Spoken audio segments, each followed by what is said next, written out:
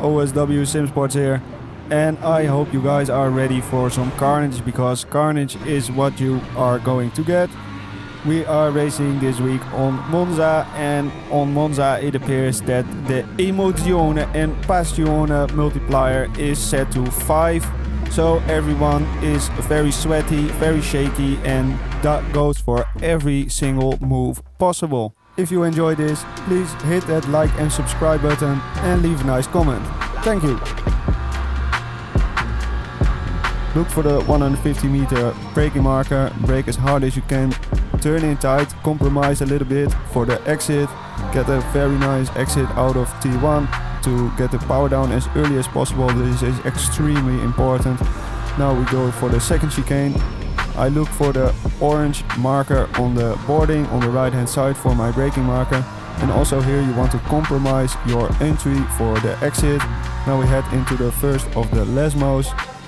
I went a little bit too tight, as you can see. I should have went for a little bit later apexes. That allows you to carry more corner speed. And here you should miss the curb on the inside, but in this situation I hit it, which loses you a little bit of speed as the car destabilizes. But as you can see in the Delta, we have a very nice time already. As we are coming into Variante Ascari, important to get a very nice run here, not to destabilize the car too much. Maybe I clipped the curb a little bit too much. As you can see in the Delta, it loses you a little bit of time. Here, go past the 100 meter braking marker, brake as late as you can. You generally want to be a bit deeper than you first expect, and this allows us to get a very nice run out of Parabolica.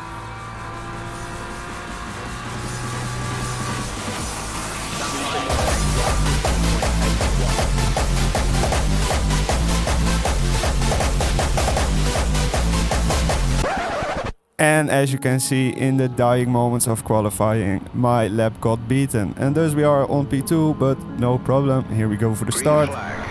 And I get an amazing start. I don't know, the Lambo just was a little bit late on the pit limiter thingy, I think.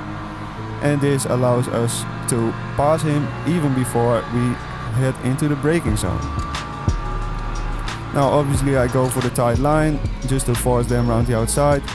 Matsola is very brave on the brakes here, but I get the car turned in earlier. I give him space, but yeah, there is just not a lot of space, and thus he really has to compromise his exit. This race was pretty boring until this moment, where in lap 10 I make a stupid mistake, go too deep into the Lesmos. I try to cover the inside line, but Mr. Matsola is already down the inside here. And yeah, as you can see, after quite a few laps just driving perfect, basically a very nice pace, then making such a stupid mistake, and I am now behind Mr. Matsola, and I only have one more lap to go after this one. So very important now to get a nice run out of Ascari in order to stay close with him, heading into the Parabolica. And as you can see, I close the gap quite nicely here, and I get a good exit, so I'm firmly in a slipstream now. This will most likely allow me to make a move into T1. And as we close the gap with the slipstream, he decides to defend on the inside. I just stay on the outside, but yeah, he misses his braking completely. There's nowhere to go for me, because I do in fact want to make the corner. And we are now alongside with Mr. Matsola, as he is trying to squeeze me even more to the outside. As you can already see, this guy is maybe a little bit high in the passion, the emozione, and yeah, it is clouding his judgment a little bit on the driving that he is doing, but as long as we keep it clean, we should be okay. And we are now ahead again, but he is still extremely close, so if he manages to get a nice run in one of the straights, he should be able to make a move into the next sections. You can see here I'm just going defensive, keeping the inside line closed, but obviously this allows him to get a bit of a better run coming out of the corner. Again, here I'm staying on the inside here, and I thought I had the move done, but boom, there we go. He sweeps around the outside, we have a little bit of contact. This allows P3 to close up the gap now, and we are a gaggle of 3 cars basically. I have a little bit more speed coming out of Ascari, and I planted on the outside of Mr. Matsola. I was hoping here just to make the corner cleanly and drive around the outside, but as you can see, he goes extremely deeply again, just like he did in T1. He punched me wide, and yeah, gives me the 3rd position. Now let's review the move a little bit more. I think this was kind of a racing incident, not really anything to hand out any punishments for. But here we are alongside. I thought I am on the outside, so as long as I keep my line and he stays tight, we should be fine here. And as you can see, he's already weaving a bit, and he just runs wide into Parabolica, punts me wide. Here from his POV, here he goes for his first weave, second weave, third weave. He gets run a little bit, and you can see how deep he was gonna go. He was never making the corner. The only reason he made the corner is because he punted me. Now that was obviously mostly a boring race, so here we are for race 2 in split number 1, and right at the start there's carnage. Instantly I have some bumper damage. I had to brake pretty hard, so quite a few people passing me here on the straight. This is split 1, the previous race was in split 2, thus I qualified in 12th position, still pretty decent, but we are now in P18, P17, just fighting to make it through cleanly here in the first chicane, which we managed to do, and we only have a little bit of bumper damage.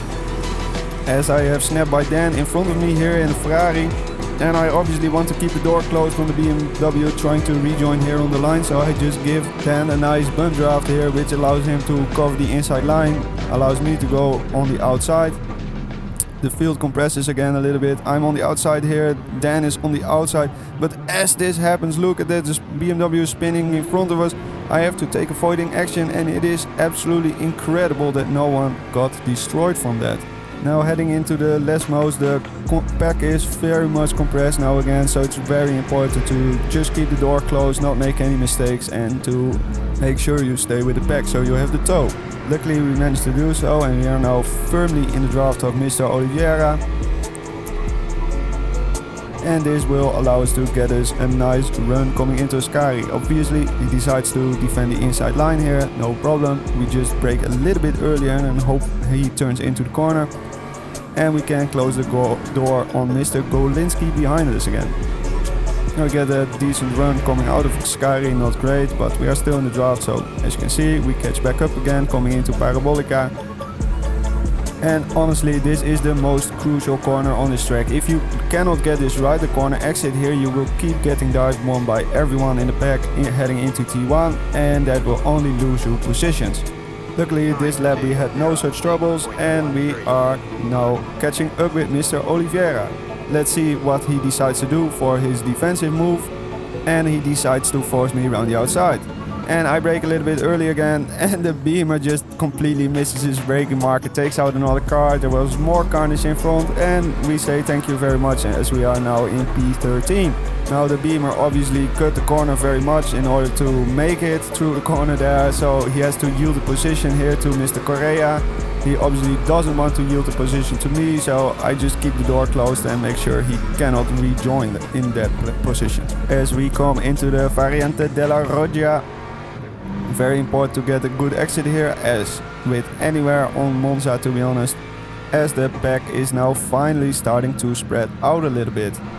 Now this is of course split 1, so people are pretty quick here, and thus it is not really guaranteed in any way that you can keep up with them, but as we are still in the draft, as you can see, we should be able to get a nice run here. He decides to go around the outside, which I thought was interesting. Obviously I just take the inside line here, no problem, and I get the move done on braking, I thought, but no, he braves it around the outside, and honestly he gets a very nice run here out of Ascari, which makes me have to go defensive on Mr. Oliveira here, who is now on the inside. I have to force me to brake deep and hopefully get a nice run here.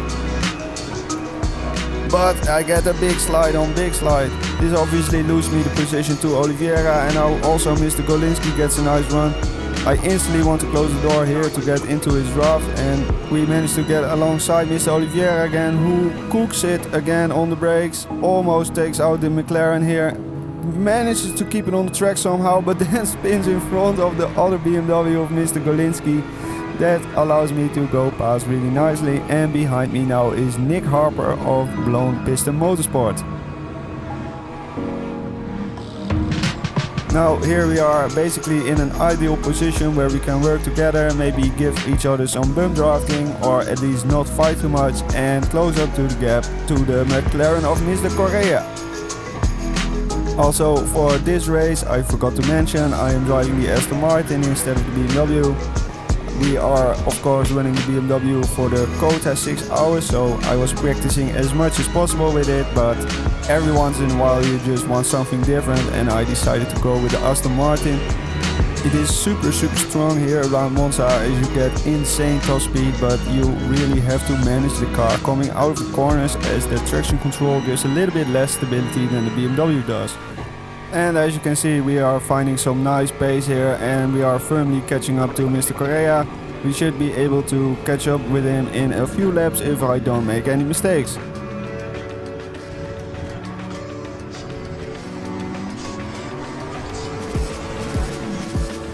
And of course I do make a mistake as I previously foreshadowed.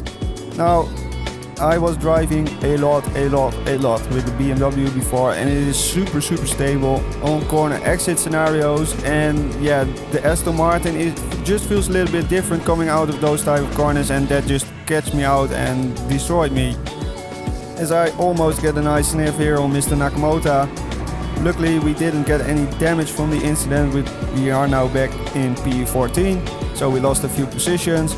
So it is time to recover the recovery once again. Now this Mr. Nakamoto guy, there have been some incidents with him in the chat where I saw people being unhappy with his driving, and from what I could see here he was pretty quick, but also he was making a lot of like small mistake, inconsistencies here and there, and that would be something to keep in mind while trying to pass him. As here I basically had a nice run in coming into Ascari, but I want to keep it fair and clean, so I didn't decide to go for the dive bomb, and so we stay behind Mr. Nakamoto here.